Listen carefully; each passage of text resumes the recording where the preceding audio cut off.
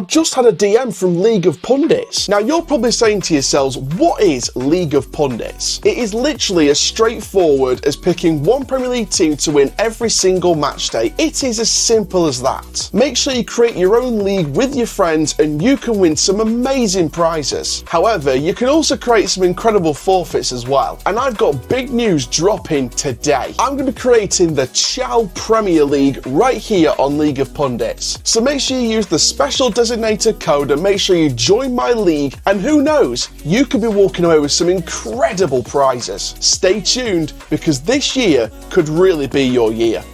Hello, good morning, good afternoon, good evening, welcome to the Rovers Forum. Hope you're all doing well. Make sure you do like the video if you've loved it, subscribe if you're new around here, hit notification bell so you never miss another video. Got a lot of stuff to pack into this first episode back on the channel. A few stories to get through. Olasanya getting quite a bit of stick on social media. The backing's still evidently there. Matty Pearson's come out after the Luton loss and said that people need to take accountability, and we're also going to talk about the so-called lack of belief, maybe, according to Grant McCann. But let's get sort of straight into this instantly. And we'll start with the story around McCann and the so-called potential lack of belief. Obviously, that Luton result was the fourth loss in all competitions. Not great. One shot on target. One shot on target in two halves of football. Just not the way we play football. Just not the way we play football at all. And McCann says he's scratching his head over the team's sudden lack of belief, particularly since the resilience in the game against Tottenham. Now, of course, I was there against Tottenham. I weren't there on the day at Luton, but I did watch that Luton game back. It was, I mean, after the penalty that we saved, we looked better. And definitely in the second half, we looked better than the first half. But we were still shocking. We still only got one shot on target. It was still not acceptable. And the manager says the same. It's not acceptable. He's emphasised that losing the ball's okay, but what worries him is not reacting, not being proactive, and not wanting the ball under pressure. He's also cited bad habits on and off the training ground and poor decision-making in the first half as part of the issue and as part of the problem. Now, again, I think when you kind of look at everything that was said by McCann, when you sort of analyse what's been said there, it's clear what the issues are. Very, very clear what the issues are. I feel as if I think there's clear issues. I think it's the base. I think, to be fair, it's hard to put a finger on it. It's like a Sherlock Holmes mystery. It's hard to put a finger on it. But I would say it goes back to basics. I'd say it goes back to basics. First touch, interceptions, wanting the first ball, reacting to the second ball if need be. It goes back to basics. And McCann will know that. He will notice that. And him and his team will work on that in training. But it's one of them. I'll be honest. I'll be 100% honest with you. It's one of them. I think we've just got to go back to basics, especially against a team like Burton, who are bottom of the table right now. We've got to go back to basics, and we've got to get the basics right, and then we can try and put a statement and put Burton to the sword on Saturday. I will do a bit of a preview to that one, a bit of a tactical preview, breakdown almost, on Friday, so stay tuned for that one. But, like I said, for me, I think Luton was a case of we need to go back to basics. Now, obviously, one particular performer in that Luton game was Lucy Olasanya, who maybe didn't have the best of performances, and I think it's clear to see, didn't have the best performance, but did come under a lot of criticism. Now, of course, an article has come out, and McCann is backing his man, which is great to see. So let's see what was said in that story. Now, obviously, Olasanya only joined about a month ago, and he's played 83 minutes in total. Now, he's not started a game yet. He's made 6 appearances for Rovers, all of them from the bench. He hasn't started a game. And obviously, it's one of them. I'll be honest with you, it's one of them. Just double checking, making sure I've got that right. I don't think Olasanya has started a game. I think all of the appearances, 4 appearances, shall I say, and then 1 EFL Cup and then 1 League Trophy appearance. I believe. I mean, apart from Spurs, I think it's pretty much all bench. So yeah, it was all bench in the league, and then he started against Spurs, obviously, and started in the trophy. So in terms of league appearances, he hasn't started a league game. So it's 83 minutes of football in total in the league. That's basically what it is. So it's one of them. Like I said, it's one of them. I don't think he's had enough time to make a proper impact. For me, I would say I think he needs to start more games. I think if you're going to get a much more of a better showing or a better understanding of how that player might do if he starts more games. And that's nothing against Billy Sharp because he's got the experience. Do I think Billy Sharp can put 90 minutes in for 46 league games, starting each and every league game and getting 60 minutes for 46 games? I don't think so. So you're going to look at that and think you've got to have that pace behind him. Olasanya has to be that pace until at least January, and then we see what the situation is like from that point onwards. So I think Olasanya should start, and I'm in my opinion, I think he should start on Saturday against Burton.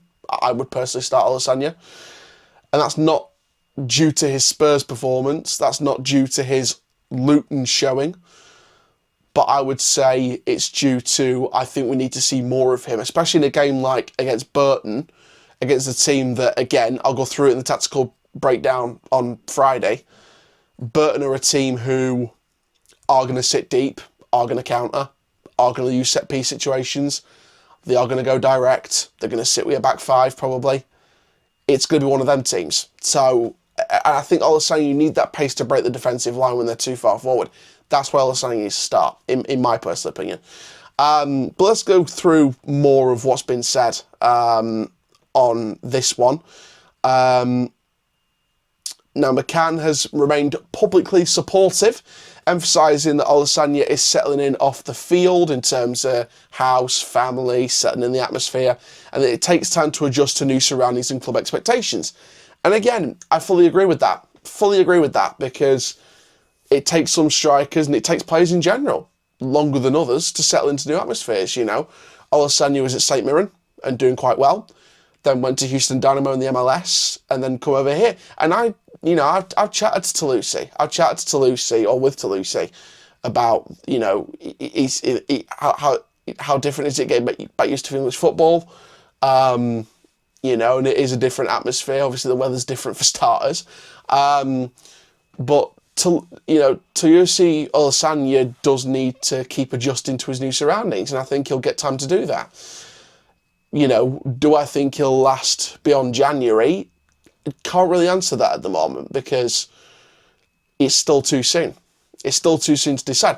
If this was December and it was the same story and there was no goals, it was barely getting starts, and, you know, there weren't much of a goal-scoring impact by December, or end of December, shall I say specifically, then I'd say, you know what, maybe just move on from Olasanya in January and find someone else to fill that gap, to fill that role. I've just had a DM from League of Pundits. Now, you're probably saying to yourselves, what is League of Pundits? It is literally as straightforward as picking one Premier League team to win every single match day. It is as simple as that. Make sure you create your own league with your friends and you can win some amazing prizes. However, you can also create some incredible forfeits as well. And I've got big news dropping today. I'm going to be creating the Chow Premier League right here on League of Pundits. So make sure you use the special designator code and make sure you join my league, and who knows, you could be walking away with some incredible prizes. Stay tuned because this year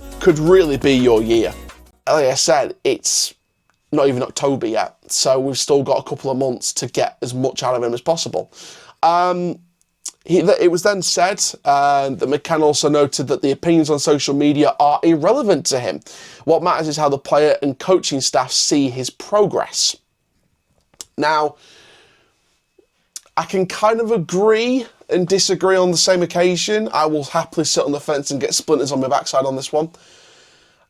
I do think social media opinion, well, I won't say it matters, but I'd say that if all the fans, or if a large number of fans are seeing the same thing, you've got to think something's up.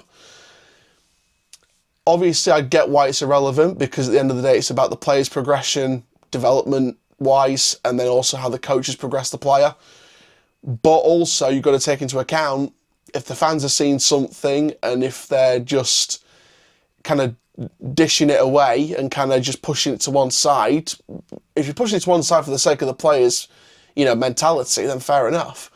But if there are fans online that are making some good pointers, the abuse isn't personal, it's not overstepping a mark or anything like that, because, I'll say this right now if I've not said it already, constructive criticism or any kind of criticism in football is fine. If you overstep a mark and make it abusive, that's where I draw the line. As long as your opinion towards a player is constructive or it's not abusive, shall we say, then, in my opinion, that's fine. As long as it's not stepping over a certain mark, which we know we can't step. We can't step over a personal mark because that just makes us look bad. And it's never nice to abuse a player. So as long as your opinion is constructive and not overstepping a personal mark, I think that's all right. And that should always be all right. And that's why I kind of agree and disagree at the same time with this particular point. I think that the social media opinion will matter because at the end of the day, the fans are watching the same thing as the manager, same thing as the coaches, and same thing as the players' experience on the pitch. We're witnessing the same thing. And if we're seeing something wrong, which, at the minute, Alessandro's not getting the goal-scoring contributions that he maybe would have liked to start off with, but he'll take some time. And I think he'll take some time to keep adjusting. And I think a game like Burton is perfect timing at the minute because they got battered by Plymouth, who are having an equally horrible season so far. But coming up against bottom of the league, you can look at it and say, potential slip up. However, on our current form, this needs to be the one that bounces straight back. This needs to be the one that bounces straight back into contention. So we've got to look at that and take that into consideration. So on the one hand, social media opinion matters because at the end of the day, the fans are seeing the same thing. And if they're seeing something wrong, they've got to be allowed to address it as long as it's not overstepping a certain mark. But on the other side, I also get it. Pushing away social opinion doesn't matter. Focus on the player progression, focus on how the coach progressed the player, etc. I do get it from that standpoint as well because you want to keep a player mentally away from the noise online. You want to keep the noise away from online as much as possible. It allows you more time to prepare, allows you more time to progress, allows you more time to think as a footballer. So for me, it's one of them where I agree and disagree at the same time for multiple reasons. Now, the article has suggested that Burton could be an ideal opportunity for a big bang moment, in quotation marks. And again, I agree with that. Like I said, I think Burton's a massive, massive test for him. And I think, like I said, I would start Alessandro. I would really start Alessandro on Saturday. Now, the final story is about Matty Pearson. Now, he came out after the 1-0 loss against Luton. And this episode's kind of felt like the fallout of that Luton game. And Pearson's rightly called it out, and there's some strong words in here, and I'll talk about the main strong words that we found in the article from the Free Press. Obviously, like we said, they talked about the loss, and it's a bit of a mini rut at the minute, as described in the articles. Now, Pearson's described the mood as very poor. No one's happy at the club at the minute. He said that accountability is needed, and everyone in the squad must take responsibility to put it right. And again, I fully agree with that. He's voiced his personal ambition. He said he doesn't want to be in League One long term. He wants to be in the Championship and expects his teammates and managers to share that desire. And he emphasised the need to go back to basics and give everything in that next match against Burton to halt the negative trend. And again, I fully agree with Matty Pearson. I think that he's totally spot on. The fact that they need to put it right, get out of the mini rut, halt the negative trend. We're not happy at the minute. We need to put it right, take responsibility, take accountability. That right there is an experienced player talking. That right there is experience talking. That is someone who is willing to drag his fallen comrades over the line.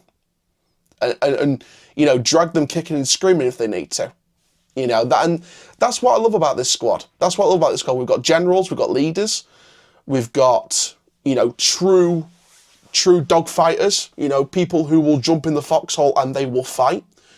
So, and Pearson's one of them. I think the way Pearson speaks is one of them, and I think his experience comes in handy. So, you know, this is a situation where we've got to pull together, and we've got to keep trying. We've got to keep battling away. It wasn't going to be an easy season this year. I think we got blinded a bit by the fantastic start we had, and then this past month's just been boom. You know, just a really poor run of results this month. So heading into October, it's got to be better. And the players know that, the manager knows that, everyone, the fans should know that if they don't know already. It is a hard league. It's a competitive league. It's one of the most competitive leagues in English football, if not in European football. But for me, we've just got to keep pulling together, go back to basics against Burton, and just try and make a statement against this lot. They're bottom of the league for a reason. We've got to make a statement. It can't be like Wimbledon, where we know what they're playing like, we fall into the trap, and we concede a couple off the, you know, because look back at the Wimbledon game. One goal was a set piece, one was a goalkeeping howler, and Broadbent losing it to start off with. So, you know, in Wimbledon, I did say to people in that stadium, and before kickoff as well outside the stadium, I did say Wimbledon would sit and counter. They would sit deep, they would counter-attack, they'd use set-piece situations, and they would go direct and pump balls into the box, and they'll pump balls direct down the channel. And they did exactly that, and we fell into the trap. We got outclassed and outfought in that game against Wimbledon, so we can't let that similar tactic or a similar style of play in terms of the way they set up with the back five, the way they counter-attack, the way they sit deep, they rely on set pieces. We can't let Burton do what Wimbledon did to us, and that's win using their own tactics. We've got to outmatch Burton, and we've got to force them into situations they're uncomfortable with.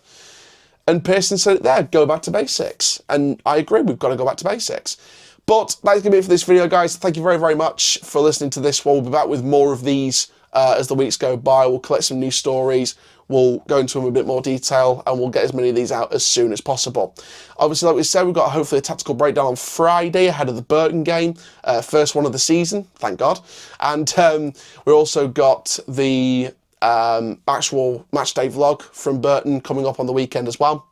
We will also have the fan cams, hopefully. Fan cams should be back this season. We'll start it this week, hopefully. And we will also be doing a bit of a post-match style thing that will go up either Saturday or Sunday as well. So thank you very much. Busy time coming up on the channel. Make sure you do like, comment, subscribe, and we will see you all later.